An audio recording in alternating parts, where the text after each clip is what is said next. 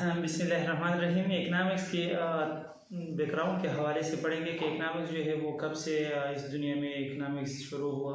तो देखिए, जब से इस दुनिया में पहला इंसान जो है वो इसने इस दुनिया पे कदम रखा तो वो अपने साथ इकनॉमिक्स की जितनी भी ज़रूरियात थी, जितनी भी नीड्स थी, जितने उसके वांट्स थे, वो अपने साथ लेके आया और उसी दिन से माशी मसाइल जो है वो उसके साथ इस दुनिया में ले आए वो। अब देखिए कि शुरू दिन से इंसान के जो साथ इकनॉमिक्स जो है वो मसाइल आए तो वो उसने उसके हल के लिए कोशिशें शुरू की, दिमाग लड़ाना शुरू किया। और इसका मतलब ये हुआ कि शुरू दिन से ही जब से पहला इंसान इस दुनिया में आया उसी दिन से यहाँ इकनॉमिक्स जो है वो उसके साथ साथ आया। लेकिन हम ये डिस्कस करेंगे कि इकनॉमिक्स जो है सबसे पहले as scheme of study as a subject कब डील होना शुरू हुआ। तो तारीखी हवाले से थोड़ा सा हम डिस्कस करेंगे कि शुरू में जो है इकनॉमिक्स एज ए सब्जेक्ट नहीं डील किया जाता था, क्योंकि इंसान ने इतनी तरक्की नहीं की थी। इंसान जो है वो खेती बाड़ी करता था, चीज़ें जो है बार्टर सिस्टम के साथ एक जगह से दूसरी जगह मुंतकिल करता था और अपनी ज़रूरियाती ज़िंदगी जो है उस तरीके से पूरा करता था। स्टोन एरा में इंसान रहता था। फिर आहिस्ता आहिस्ता ग्रेजुअली जब इंसान ने तरक्की करना शुरू की तो इंसान जो है उसके मसाइल भी बढ़ने लगे और उस मसाइल के लिए इंसान ने उस प्रॉब्लम को सॉल्व करने की कोशिश भी की।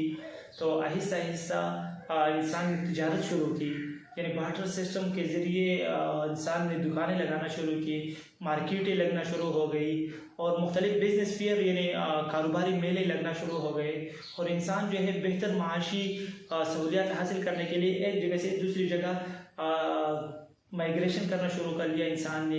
ये देखें, आप हिस्ट्री में देखें कि मोगल जो है वो कहाँ से आए, आर्य जो कबीले हैं वो इंडियन में कहाँ से आए, मुख्तलिफ लोग जो है आप देखिए बनी इसराइल जो है इस्लामी हिस्ट्री के हवाले से हम देखते हैं कि वो शाम से मिस्र में चले गए, इजिप्ट में चले गए। हज़रत मूसा अलैहिस्सलाम ने हिजरत की, मुख्तलिफ अंबिया ने हिजरत की, तो ये हिजरतें हुआ शुरू हो गई।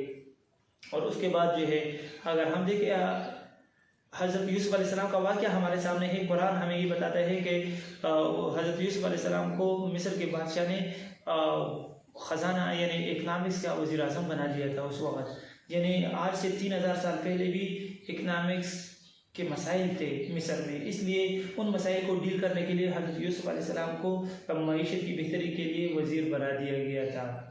अब देखिए कि उसके बाद आते हैं हम हज़रत मोहम्मद सल्लल्लाहु अलैहि वसल्लम के दौर में। आज से तकरीबन 1500-1400 साल पहले हम देखते हैं कि रसूलुल्लाह सल्लल्लाहु अलैहि वसल्लम जो है वो अपनी उम्मत को, अपने लोगों को इकनॉमिक्स मसाइल हल करने के तरीके बताते हैं कि आपने परचेजिंग कैसे करनी है, फ़ला चीज़ जो है वो आपने इस तरीके से ख़रीदनी है, ज़मीन की मॉर्गेज कैसे लगानी है, आपने कंज्यूमर जो है कंज्यूमर चीज़ें होल्ड नहीं करनी, आपने स्पेकुलेशन नहीं करनी, मार्केट फोर्स आप डिमांड एंड सप्लाई जो है उसको डिस्टर्ब नहीं करना।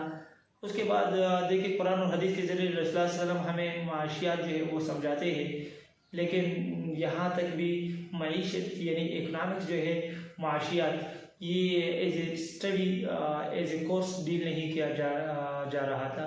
उसके बाद हज़रत उमर रज़ियल्लाहु के दौर में सबसे पहले हज़रत उमर रज़ियल्लाहु ने इकनॉमिक प्लानिंग का डिपार्टमेंट बना दिया और उन्होंने इकनॉमिक प्लानिंग शुरू की, सबसे पहले सेंसस की इकनॉमिक प्लानिंग के ज़रिए, और ये समझने की कोशिश की कि लोगों के माशी मसाइल क्या है, लोगों के माशी मसाइल जो है उसमें सबसे पहले तरजीह किसको देनी चाहिए, कैसे लोगों की पॉपुलेशन कितनी है और उनकी ज़रूरियात क्या क्या है।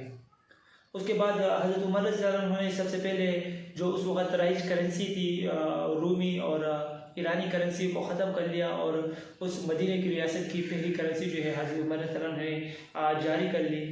उसके बाद बनु उमैया और बनु अब्बास का दौर आता है और वहाँ मुसलमान जो है माशी तौर पर बहुत तरक्की करते हैं।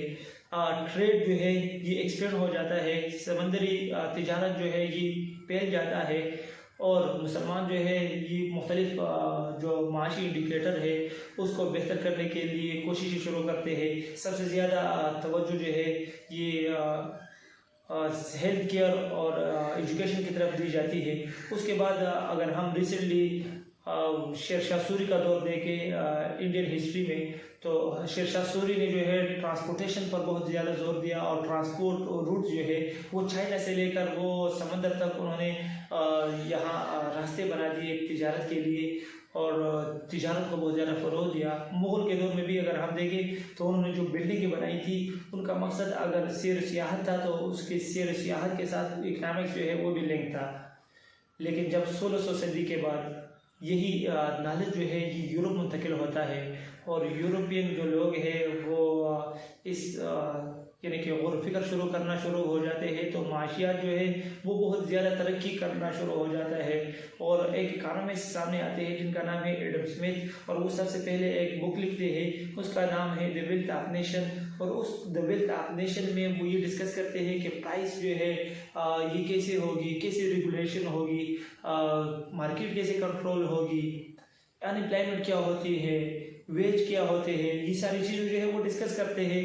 और सबसे पहली दफ़ा जो है वो इकनॉमिक्स को एज ए सब्जेक्ट डील करते हैं। उसके बाद जो है फिर मुख्तलिफ इकानमिस्ट आते हैं और वो इकनॉमिक्स को जो है वो समझाना शुरू करते हैं। मुख्तलिफ नज़रियात आती है, रोमन्स आते हैं, केनेजियन इकानमिस्ट आते हैं, मार्शल आते हैं, कार्ल मार्क्स आते हैं और मुख्तलिफ माशी नज़रियात जो है वो डिस्कस करते हैं।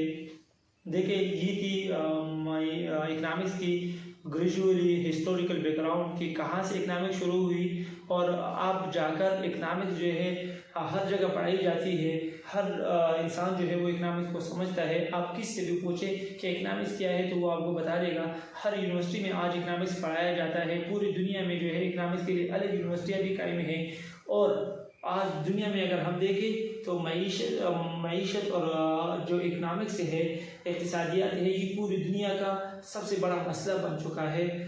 इसको समझने के लिए लोग कोशिश कर रहे हैं कि कैसे इस माशी और ग्लोबल इकनॉमिक्स क्राइसिस को कंट्रोल किया जाए। इंडिविजुअल से लेकर कंट्री और कंट्री से लेकर पूरी दुनिया तक लोग जो है इसी कोशिश में हैं कि माशियात जो है उसको कैसे इम्प्रूव किया जाए।